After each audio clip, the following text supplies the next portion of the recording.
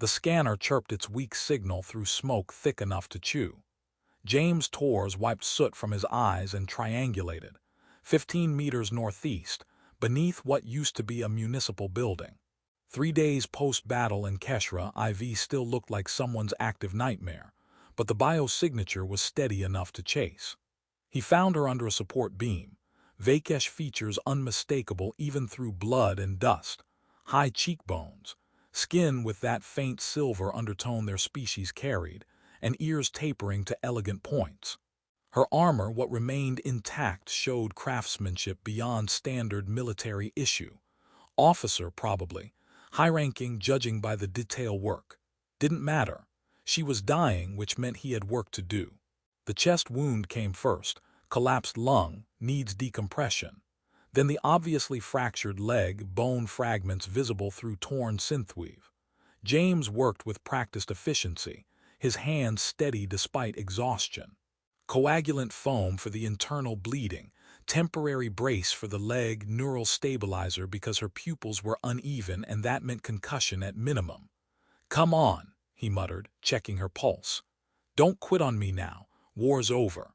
You're supposed to get to go home." Her vital signs stabilized into something sustainable rather than critical. He sat back, breathing hard, and really looked at the woman he'd just saved. The armor engravings weren't just detailed, they were extraordinary. Art and function merged into something that probably cost more than his annual salary. Definitely an officer. He hoped someone would come looking for her. The scanner chirped again. More survivors, different direction.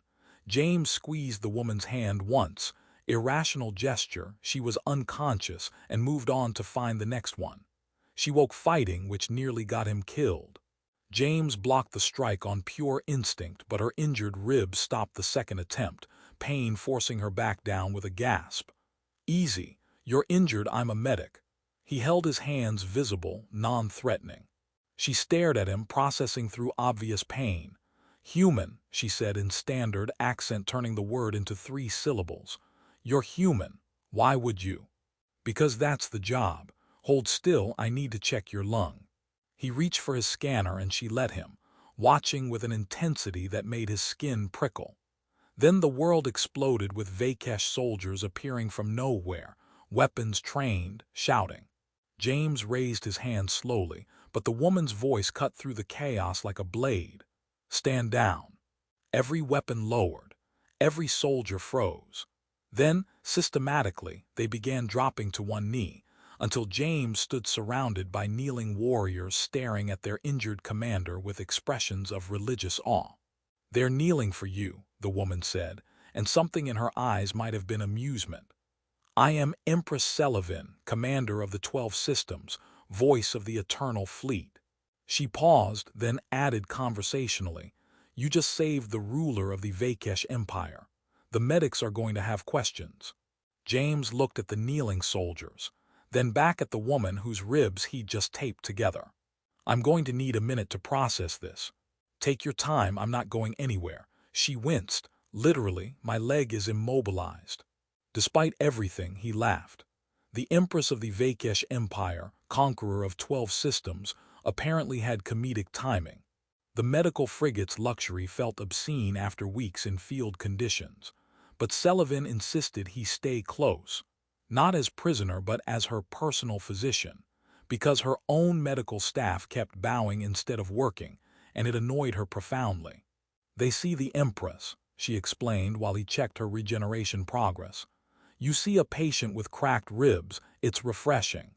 James adjusted the bone knitter. "Should I be treating you differently? I can add more bowing if it helps." "Please don't, I get enough of that." She was quiet while he worked, then asked, "You're not afraid of me?" "Should I be?" "Most are. I've killed over 1,000 warriors in personal combat. I've conquered 12 systems. Children of my species learn my campaigns as cautionary tales." She said it without pride, just stating facts. James considered this while recording her healing metrics. "Right now you're a patient who needs medical care. Everything else is just context." Sela'vyn stared at him for a long moment. "In 16 years of rule, no one has ever said something like that to me." Maybe they should have. Might have saved some lives if people remembered you were a person first. He packed away his equipment. Lung function is improving. Keep the breathing exercises consistent. As he left, he heard her whisper, "A person first." When did I forget that? The strategic chamber aboard the flagship Sovereign Dawn could have doubled as an art gallery, all sweeping viewports and holographic displays. Sela'vyn stood before them without her armor for the first time since James met her, wearing simple robes that made her look younger, less like a weapon. You should see this. She activated a feed, news reports from across both human and Vai'kesh space. The story had spread. Empress saved by human medic who asked nothing in return. Soldiers from both sides were sharing it, discussing it, using it as proof that maybe the war should have ended sooner. "You've done something my entire military couldn't," Sela'vyn said. "You reminded everyone why we should stop killing each other." "I just did my job." "No," she turned to face him. "You treated me like a person who needed help, not a legend or a monster. That simple act is reshaping how millions see this conflict." She offered honors, titles, position.